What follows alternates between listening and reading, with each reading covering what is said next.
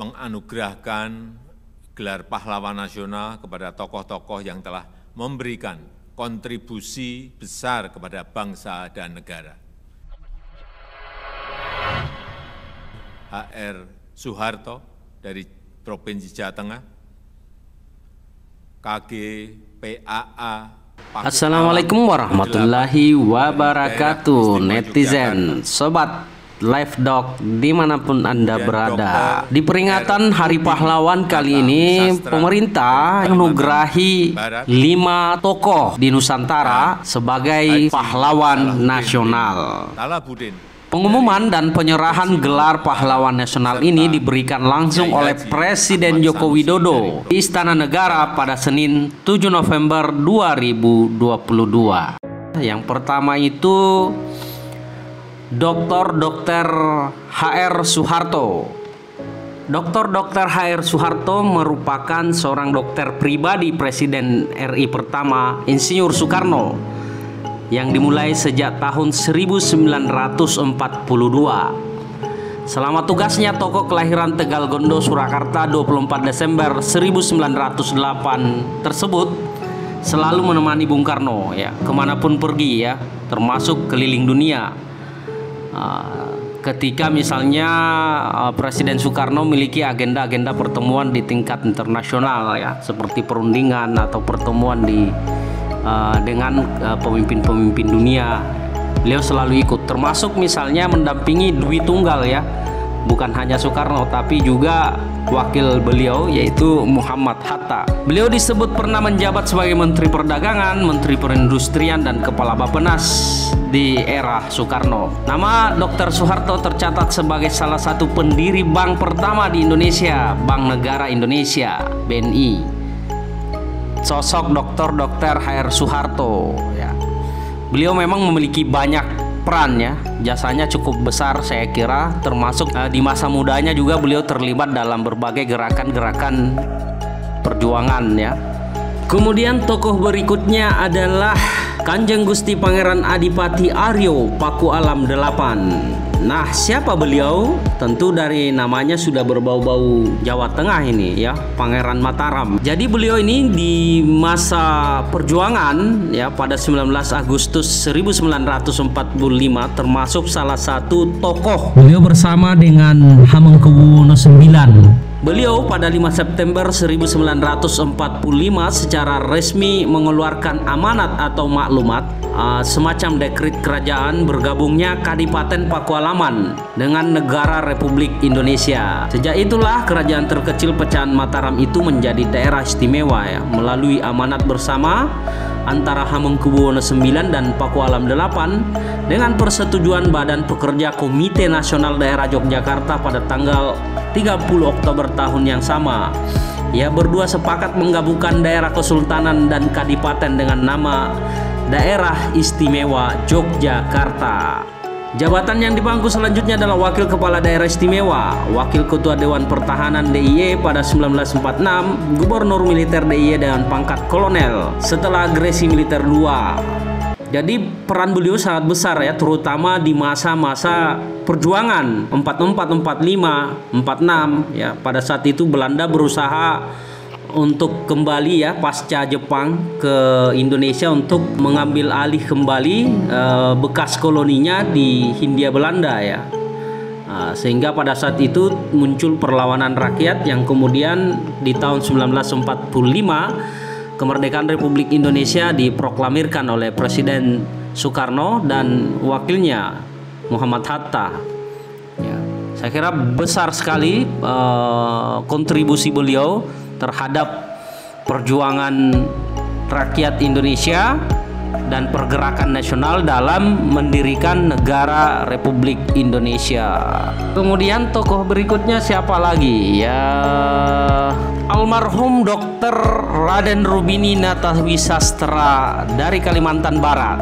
Dr. Raden Rubini Natawisastra adalah seorang keturunan bangsawan Sunda kelahiran Bandung pada 31 Agustus 1906. Beliau merupakan anak pasangan dari Nyi Raden Endung Lengkamirah dan Raden Natawisastra. Sebagai dokter pemerintah yang bekerja di rumah sakit militer kala itu Belanda, Dr. Raden Rubini Natawi Sastra ditugaskan ke Pontianak, Kalimantan Barat pada 1934. Rubini menetap di Provinsi Kalimantan Barat selama 17 tahun. Ia menjalankan misi kemanusiaan sebagai seorang dokter keliling, melayani pengobatan di daerah pedalaman. Beliau juga terlibat dalam kegiatan politik sebenarnya yaitu Partai Indonesia Raya. Beliau bergerak secara bawah tanah dan menuntut kemerdekaan Kalimantan Barat agar dapat menjadi bagian dari NKRI di masa itu.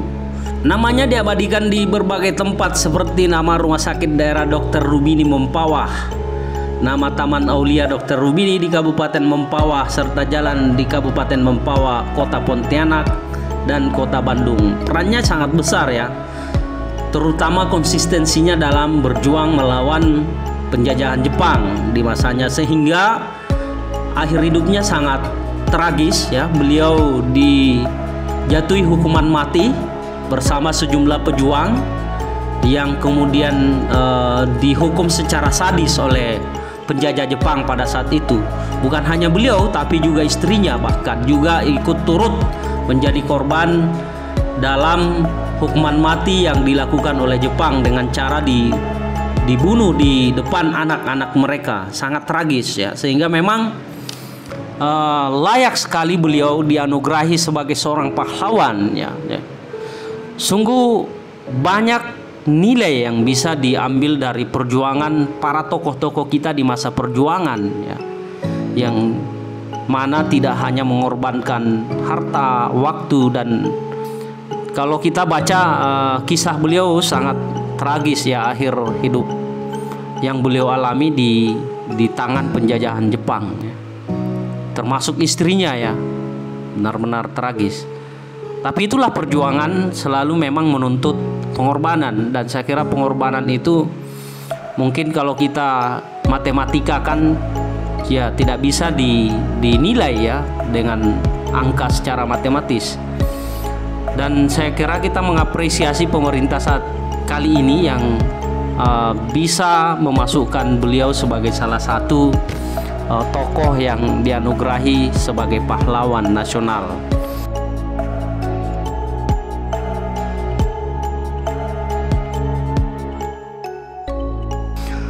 Kemudian selain beliau, nama yang diumumkan oleh Presiden Jokowi adalah almarhum Haji Salahuddin bin Talabuddin.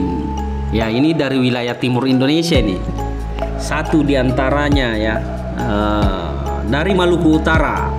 Jadi Haji Salahuddin bin Talabuddin merupakan pemimpin pergerakan melawan penjajah di wilayah Maluku Utara. Lahir di Desa Gemia, Kecamatan Patani, Kabupaten Halmahera Tengah, Maluku Utara pada 1874. Dalam sejumlah catatan disebut beliau bergabung dengan PSII pada 1938. Menjadi pengurus gabungan politik Indonesia, sehingga dari aktivitas politiknya itu beliau pernah dipenjara oleh pemerintah kolonial Belanda di Nusa Kambangan. Kemudian pada 1942 dipindahkan ke Bovendigul, Papua. Jepang menginvasi Indonesia, Haji Salahuddin dibebaskan dan untuk sementara waktu menetap di Sorong. Kemudian pada 1941 beliau mengibarkan bendera merah putih di Tanjung Molopopo, Patani, Halmahera Tengah, Maluku Utara, sehingga membuat Belanda marah yang saat itu berusaha kembali menguasai Indonesia pasca kepergian Jepang Pada 1946 Haji Salahuddin dipindah ke Pulauan Gebe dan kembali di kampung halaman di Patani. Di Pulau Gebe, kawasan Halmahera Timur, kini Halmahera Tengah, beliau mendirikan organisasi keagamaan Islam Syarikat Jamiatul Iman wal Islam. Di kalangan pengikutnya organisasi ini dikenal Syarikat Islam atau ISI. Tujuan organisasi ini mempertahankan agama Islam dan negara Republik Indonesia di bawah kepemimpinan Soekarno dan Muhammad Hatta yang baru diproklamasikan. Akibat aktivitasnya itu lagi-lagi beliau dibuang ke Sawah Lunto. Pada 1947 beliau dan 6 pimpinan SI dituduh secara bersama-sama menghasut rakyat melakukan makar, sehingga beliau ditangkap dan 13 September di tahun 1947 dijatuhi hukuman mati. Pada 6 Juni 1948, Kejaksaan Ternate yang tentu di bawah Belanda mengeksekusi putusan pengadilan negeri. Beliau dibawa ke lapangan tembak militer di Skep Ternate tepat pukul 6.00 waktu Indonesia Timur. Beliau dieksekusi di depan regu tembak. Beliau wafat di usia 74 tahun. Jasadnya kemudian dimakamkan di pekuburan Islam Ternate. Atas perjuangannya kini beliau ditetapkan oleh pemerintah sebagai pahlawan nasional. Besar peran beliau dalam perjuangan kemerdekaan. Konsistensi beliau harus diakhiri dengan eksekusi mati yang dihadapinya ya di tangan regu tembak penjajah Belanda pada saat itu. Kemudian yang terakhir adalah almarhum Kiai Haji Ahmad Sanusi dari Jawa Barat. Peran beliau juga cukup besar ya di dalam perjuangan kemerdekaan, terutama dalam perjuangan gerakan nasional yang berlangsung di tahun 1945 ya, yang saat itu Indonesia tengah diproklamirkan dan tengah mencari bentuk negara yang ideal ya bagi para tokoh-tokoh nasional pada saat itu. Yang Kiai Haji Ahmad Sanusi adalah tokoh Islam yang turut memperjuangkan lahirnya dasar negara Pancasila. Beliau pada saat terjadi perdebatan benturan ide dalam merumuskan sila pertama Pancasila, beliau disebut-sebut sebagai penengah ya, yang melalui perannya saat itu perdebatan mengenai ideologi negara yang pada saat itu membelah antara tokoh-tokoh Islam dan tokoh nasionalis. Kiai Haji Ahmad Sanusi selain salah satu anggota BPUPKI juga dikenal sebagai tokoh Islam yang menentang kolonialisme di Indonesia melalui gerakan politiknya di beberapa organisasi keagamaan. Oleh pejuang 1945, Kiai Haji Ahmad Sanusi dikukuhkan menjadi perintis kemerdekaan Republik Indonesia. Demikianlah 5 tokoh nasional yang diumumkan dan dianugerahi pahlawan nasional oleh pemerintah, yang dalam hal ini diwakili oleh Presiden Joko Widodo atau akrab disapa dengan Jokowi. Perhatian pemerintah terhadap perjuangan para pendahulu kita di dalam memperjuangkan kemerdekaan Republik Indonesia tentu harus selalu diapresiasi agar pesan ya sejarah di tahun-tahun perjuangan awal dan di 1945 dalam perjuangan kemerdekaan Indonesia itu bisa sampai dan dipahami dan dipelajari oleh generasi saat ini. Kita patut mengapresiasi pemerintahan Jokowi yang mengangkat sejumlah nama menjadi pahlawan nasional. Saya kira ini juga bentuk perhatian pemerintah ya terhadap peran-peran para tokoh nasional dari berbagai daerah dalam memperjuangkan kemerdekaan Indonesia ya. Jangan sekali-kali melupakan sejarah. Begitu pesan Bung Karno atau presiden pertama kita, Insinyur Soekarno. Dan hari ini pemerintah di tanggal 10 November 2022 kemudian membuktikan dengan memberikan gelar sejumlah tokoh yang dianggap memiliki peran dan jasa besar dalam perjuangan kemerdekaan. Terima kasih netizen. Jangan lupa like, share, dan subscribe channel Live Dog. Assalamualaikum warahmatullahi wabarakatuh.